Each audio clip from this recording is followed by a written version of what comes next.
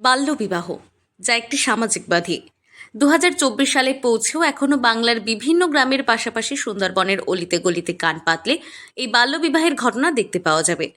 সুন্দরবন এলাকায় একদিকে যেমন সাক্ষরতার হার অনেক অংশে কম থাকে, তেমনি সচেতনতার অভাব। চাইল্ড লাইন প্রশাসনের উদ্যোগে বাল্যবিবাহের পরিমাণ কিছুটা কম হলেও এখনো বাল্যবিবাহ নির্মূল হয়নি। বেশিরভাগ মাতৃমৃত্যুর প্রধান কারণ বাল্যবিয়ে। একইভাবে দেশে মা ও শিশুর মৃত্যুর মূল কারণ 18 বছরের কম বয়সীদের মা হওয়া। কিশোরী মায়ের মৃত্যু ঝুঁকি প্রাপ্তবয়স্ক মায়ের তুলনায় অন্তত 4 গুণ বেশি বলে বিশেষজ্ঞদের অভিমত। অল্প বয়সে বিয়ের ফলে একটি মেয়ের পক্ষে অনেকটি পরিবারের অনেক বিষয় সামাল দেওয়া বেশ কঠিন হয়ে পড়ে। এর ফলে তারা অনেক শারীরিক ও মানসিক যন্ত্রণার শিকার হয়।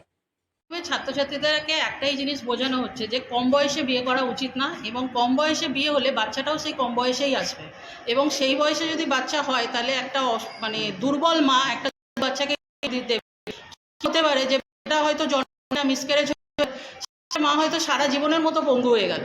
9, 11, 12, 10 ছাত্রছাত্রীদের ফিডব্যাক মোটামুটি আমরা ভালোই পেয়েছি, ওরা অন্তত বুঝতে পেরেছে, এটাই অনেক। বাল্য বিয়ের ফলে দীর্ঘমেয়াদী নানা সমস্যাও হয়ে থাকে।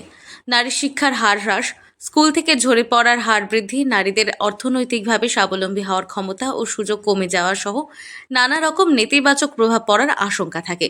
আমরা এ থেকে অনেক কিছু জানতাম না, তা থেকে অনেক কিছু জানতে পারলাম। স্যারেরা প্রজেক্টরের মাধ্যমে আমাদেরকে দেখালেন, এবং আমরা এটা জানার পরে আমাদের যে ছোট বোনেরা আছে কিংবা মানে হয়তো আমাদের থেকে বড় দিদিরা আছে তাদেরকে এগুলো জানাবো। কম বয়সে বিয়ে করাটা উচিত নয়, মানে কম বয়সে বিয়ে করলে আমাদের কী কী ক্ষতি হতে পারে, বাচ্চা নিলে কী কী ক্ষতি হতে পারে, কিংবা বাচ্চার কী কী প্রবলেম হতে পারে, সেই সব সম্পর্কে আমাদের বললো স্যার ম্যাম সবাই বলেছে, এবং প্রজেক্টরের মাধ্যমে আমাদের অনেক কিছু দেখালো। এগুলোই আমাদের ছোট বোনদেরকে শেখাবো এবং বলবো। একইভাবে বাল্যবিবাহের ফলে অল্প বয়সে গর্ভবতী হওয়ার ফলে অপুষ্টির কারণে অনেক সময় নবজাতক মারাও যায়। এমনকি নবজাতক বেঁচে থাকলেও পরবর্তীতে এসব শিশুরা বিভিন্ন শারীরিক ও মানসিক জটিলতায় ভোগে।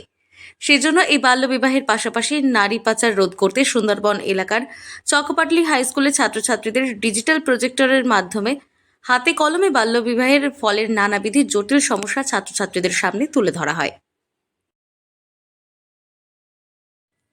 বসিরহাট থেকে জুলফিকার মোল্লার রিপোর্ট, লোকাল 18 বাংলা। সমস্যার সমাধান হতে পারো, এটা প্রজেক্টরের মাধ্যমে আমাদের তুলে ধরা হয়েছে। বুঝতে পেরেছ? এটা সম্পর্কে সচেতন থাকবে। এছাড়াও তোমাদের যে এনজিওরা করে তাদের সঙ্গে যোগাযোগ রাখবে, যদি এরকম ঘটনা ঘটে তৎক্ষণাৎ জানাবে। এটাকে আমাদের যে কোনোভাবে যে কোনো মূল্যে রুখতে হবে।